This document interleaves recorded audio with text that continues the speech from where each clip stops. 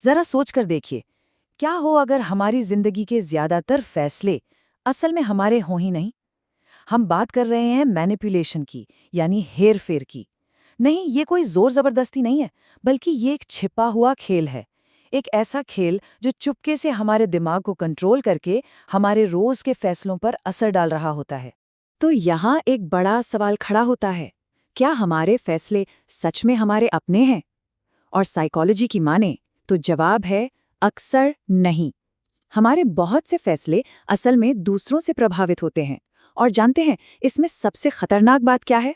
वो ये कि जिस इंसान को मैनिपुलेट किया जा रहा होता है उसे इस बात का एहसास तक नहीं होता। चलिए जरा और गहराई में उतरते हैं।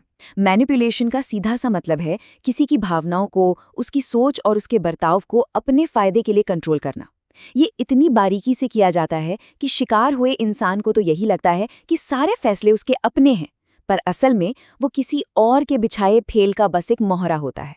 तो एक मैनिपुलेटर के पास कौन कौन से हथियार होते हैं? सबसे पहला और सबसे ताकतवर हथियार है दोहराव की शक्ति। जी हाँ, रिपीटिशन। ये एक ऐसा हथियार है जो सीधा हमारे सबकॉन्शियस माइंड यानी अवचेतन मन पर हमला करता है। अब इसके पीछे की साइकोलॉजी भी बड़ी सिंपल है। देखिए, हमारा दिमाग ना एक ही बात को अगर बार बार सुनता है तो उसे सच मानने लगता है, फिर चाहे वो बात सरासर झूठ ही क्यों ना हो।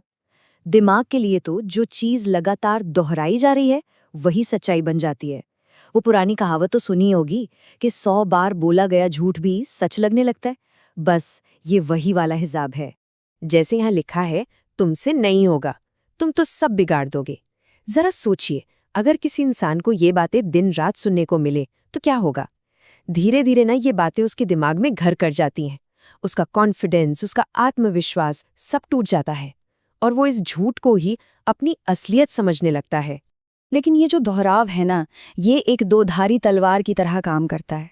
एक तरफ कोई तुम कितने हेल्पफुल हो, मैं हमेशा तुम्हारे साथ हूँ जैसी अच्छी अच्छी बातें बोलकर किसी का भरोसा जीत सकता है, सिर्फ इसलिए ताकि बाद में अपना फायदा निकाल सके। और वहीं दूसरी तरफ तुम तो पागल हो रहे हो या अरे तुम कुछ ज्यादा ही सोच रहे हो जैसी बातें बार बार बोलकर किसी के कॉन्फिडेंस को मिट्टी में भी मिलाया जा सकता है। अच्छा, अब आते हैं अगले हथियार पर। ये एक ऐसा हथियार है जो हमारे लॉजिक को, हमारी तर्क शक्ति को पूरी तरह से दरकिनार कर देता है और सीधा हमला करता है हमारी भावनाओं पर, मतलब द इमोशनल गेम। इसमें होता क्या है कि डर, गिल्ट, प्यार, जिम्मेदारी, इन जैसी भावनाओं को एक औजार की तरह इस्तेमाल किया जाता है किसी के बर्ताव को कंट्रोल करने के लिए। और जाहिर सी बात है, जब इमोशंस सिर पर चढ़कर बोलते हैं तो लॉजिक तो बेचारा छुट्टी पर चला ही जाता है। इसके कुछ बहुत कॉमन तरीके हैं। पहला है लव बॉम्बिंग, मतलब शुरुआत में किसी पर इतना प्यार बरसाओ, इतना ध्यान दो कि वो इंसान पूरी तरह आप पर डिपेंडेंट हो जाए। दूसरा है गिल्ट ट्रिपिंग। इसमें किसी को ये महसूस कराया जाता है कि आपकी खराब हालत के लिए वही जिम्मेदार है। जैसे कोई कहे, अगर तुम्हें मेरी जरा भी फिक्र होती तो तुम ये काम जरूर करते। और तीसरा फेयर मॉन्गरिंग, सीधा सीधा मतलब है डर दिखाकर अपनी बात मनवाना।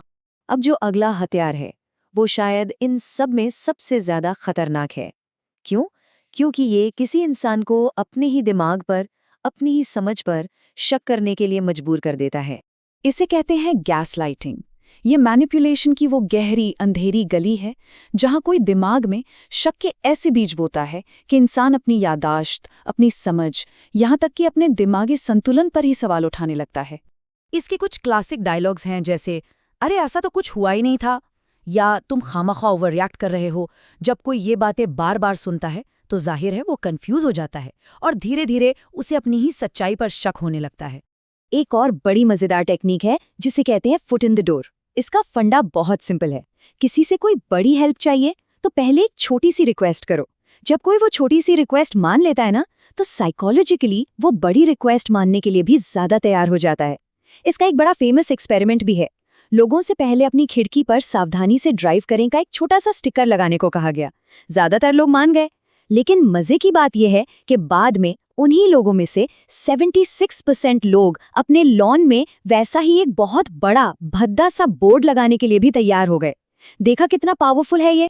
तो इतनी सारी बातें जानने के बाद अब सबसे बड़ा सवाल कि इन अदृश्य हमलों से खुद को बचाया कैसे जाए। जवाब एक शब्द में है, अवेयरनेस यानी कि जागरूकता, यही हमारी सबसे बड़ी ढाल है। तो चलिए इससे बचने का एक सिंपल सा 3 स्टेप डिफेंस समझते हैं। स्टेप 1, रुकें। जब भी कुछ गड़बड़ लगे, कुछ अजीब लगे, तो बस एक पल के लिए रुक जाइए। स्टेप 2, सवाल करें। सोचिए कि सामने वाला क्या चाहता है, क्यों चाहता है, उसके इरादे क्या हो सकते हैं।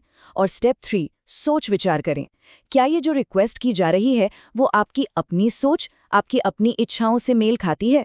बस ये 3 स्टेप्स और कंट्रोल वापस अपने हाथों में आ सकता है। और हाँ, एक बात हमेशा याद रखनी चाहिए, असली ताकत दूसरों को कंट्रोल करने में नहीं है, बल्कि खुद पर काबू पाने में है। यहाँ हमारा मकसद बदला लेना या किसी को वापस मैनिपुलेट करना बिल्कुल नहीं है। मकसद है अपनी इमोशनल आज़ादी को हासिल करना। तो अब जाते जाते ये सवाल हम सबके लिए है। एक बार ठहरकर खुद से पूछिए, जिंदगी का ये जो खेल चल रहा है, इसके नियम कौन बना रहा है? हम खुद या कोई और?